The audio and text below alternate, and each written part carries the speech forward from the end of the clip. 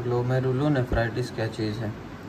हेमेटूरिया होगा। इसमें हॉलमार्क क्या है? हेमेटूरिया होता है, आरबीसी इन द यूरिन होता है, गोला कलर्ड यूरिन दिखता है। माइक्रो ये ग्रॉस हेमेटूरिया होगा। माइक्रो हेमेटूरिया होगा तो मोर देन, अगर अनसेंट्रीफ्यूज्ड मोर देन 5 आरबीसी पर हाई पावर फील्ड होगा, और सेंट्रीफ्यूज यूरिन में मोर देन 10 आरबीसी पर हाई पावर फील्ड होगा। और हेमेटूरिया अदर कंडीशंस में भी मिल सकता है, इसीलिए अगर ही ग्लोमेरुलोनेफ्राइटिस में हेमेटूरिया होता है तो एडिशनल फाइंडिंग्स उसके साथ होता है कि आरबीसी कास्ट दिखेगा, dysmorphic RBC more than 20%। Diagnostic of haematuria associated with glomerulonephritis. Mild proteinuria होगा। जो है मैसिव प्रोटीनूरिया तो नेफ्रोटिक सिंड्रोम का फीचर है। एडीमा होगा, वो भी माइल्ड होगा। पीडल और पेरीऑर्बिटल हाइपरटेंशन होगा। रीजंस ऑफ हाइपरटेंशन, बच्चा जो है एडमिट करेगा बीपी मॉनिटरिंग के लिए। Child will be admitted for the BP monitoring and antihypertensive administration. इसके लिए एंटी हाइपरटेंसिव एडमिनिस्ट्रेशन करेंगे ड्रग्स का। ओलिगोरिया देंगे, ओलिगोरिया होगा बच्चे को। और कभी सीवियर केसेस में एन्यूरिया भी होता है। मोस्ट कॉमन कॉज है पोस्ट स्ट्रेप्टोकोकल ग्लोमेरुलोनेफ्राइटिस। ये group A beta hemolytic Streptococcus की वजह से होता है। इन्फेक्शन जनरली स्टार्ट पैथोफिजियोलॉजी है। फेरेंजाइटिस होता है, स्किन इन्फेक्शन होता है, फायोडर्मा इम्पेटिगो। और पोस्ट इन्फेक्शन के बाद लैग पीरियड होता है, उसके बाद ग्लोमेरुलोनेफ्राइटिस हो जाता है। फ्यू वीक्स का पोस्ट इन्फेक्शन जो लैग पीरियड होता है फ्यू वीक्स का होता है। पैथोफिजियोलॉजी में क्या है? स्ट्रेप्टोकोकल एंटीजन आता है इन्फेक्शंस के दौरान। फेरेंजाइटिस वगैरह होगा, थ्रोट इन्फेक्शंस वगैरह होगा, और स्किन इन्फेक्शन भी हो सकता है। उसमें एंटी स्ट्रेप्टोकोकल एंटीबॉडीज़ बनता है बॉडी के अंदर, और जो कि कंबाइन होता है इम्यून कॉम्प्लेक्स बनता है, और जो कि डिपॉजिट कर जाता है किडनी में इम्यून कॉम्प्लेक्स। किडनी तो इनोसेंट था, बस स्ट्रेप्टोकोकल इन्फेक्शन, जो थ्रोट इन्फेक्शन हुआ, ये स्किन इन्फेक्शन हुआ, उसके बाद एंटी स्ट्रेप्टोकोकल एंटीबॉडीज़ बना इस स्ट्रेप्टोकोकल के एंटीजन के अगेंस्ट, और जो कि इम्यून कॉम्प्लेक्स बनाया एक दूसरे को मिल गया, उसके बाद जाके डिपॉजिट हो गया। और रिस्पिरेटरी इन्फेक्शन और स्किन इन्फेक्शन में दोनों स्ट्रेन अलग अलग है, लेग पीरियड दोनों का अलग अलग है।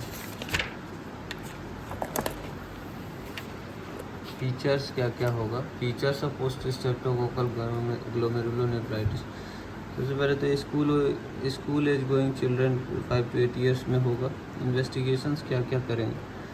एंटीबॉडी टाइटर एंटी स्ट्रेप्टोलाइसिन वो करेंगे। अगर एंटी स्ट्रेप्टोलाइसिन नॉर्मल है तो एंटी डीएनएस बी करेंगे, इंक्रीज रहेगा। दोनों में से कोई भी इंक्रीज रहेगा। सीरम C3 लेवल डिक्रीज रहेगा। क्यों? क्योंकि कॉम्प्लीमेंट सिस्टम में यूज़ हो गया इम्यून कॉम्प्लेक्स बनाने में। रीनल बायोप्सी रियरली इंडिकेट करते हैं। ये क्लिनिकल फीचर्स और सीरम C3 और ASO को बेसिस पे डायग्नोसिस कंफर्म करते हैं, उसके बाद ट्रीटमेंट करते हैं। रीनल बायोप्सी रियरली इंडिकेट होता है अगर low C3 more than 12 weeks और impaired renal function more than 7 to 10 days है। इम्यूनोफ्लोरेसेंस माइक्रोस्कोपिक में क्या दिखेगा? Deposit of IgG and C3 in the capillary wall seen as lumpy bumpy starry इसका appearance. अगर इलेक्ट्रॉन माइक्रोस्कोप में देखते हैं, पैथोलॉजी का क्वेश्चन, सब एपिथेलियल इम्यून कॉम्प्लेक्स होता है, जो कि सब एपिथेलियल हम्प्स बोला जाता है। मैनेजमेंट ही इम्पोर्टेंट है इसका। सिम्टोमेटिक मैनेजमेंट करते हैं, ना कि कॉज को नहीं ट्रीट करते हैं, बस सिम्टोमेटिक ट्रीटमेंट करते हैं। और post infections will be resolve by itself होता है। पोस्ट इन्फेक्शंस इज रिजॉल्व भी कर जाता है, इटसेल्फ भी अपने आप भी रिजॉल्व कर जाता है। Anti hypertensive drugs like amlodipine nifedipine देता है अगर हाई बीपी होगा तो। Natural disease course is resolution in few days to few weeks. Guidelines क्या है कि अगर रिजॉल्व कर रहा है तो क्लिनिकली सिम्टम्स डाउन होगा, और plus antistreptolysin O titre and BP will be normal by 4 to 6 weeks. और C3 लेवल जो है कॉम्प्लीमेंट सिस्टम का, वो भी नॉर्मल हो जाएगा 8 to 12 वीक्स के बाद। माइक्रोस्कोपिक हेमेटूरिया जो परसिस्ट करेगा 1 to 2 ईयर तक, कोई दिक्कत नहीं है। और इसमें जो है एंटीबायोटिक का रोल जनरली नहीं होता है, और एंटीबायोटिक का रोल जो है इसमें इसलिए नहीं होता है क्योंकि ये ऑलरेडी इन्फेक्शंस ख़त्म हो चुका है, और जब भी एंटीबायोटिक देंगे तो एंटीबायोटिक अगर फेरेंजाइटिस, एक्टिव फेरेंजाइटिस या पायोडर्मा प्रेजेंट रहेगा तब जो है इसमें बेनिफिट होगा, वरना जो है एंटीबायोटिक का कोई रोल नहीं है, बेनिफिट नहीं है एक्यूट पोस्ट स्ट्रेप्टोकोकल ग्लोमेरुलोनेफ्राइटिस में केस में, क्योंकि इन्फेक्शन तो हो चुका, बस अब एंटीजन बचा हुआ तो उसको थोड़ी ना कोई फ़र्क पड़ेगा। तो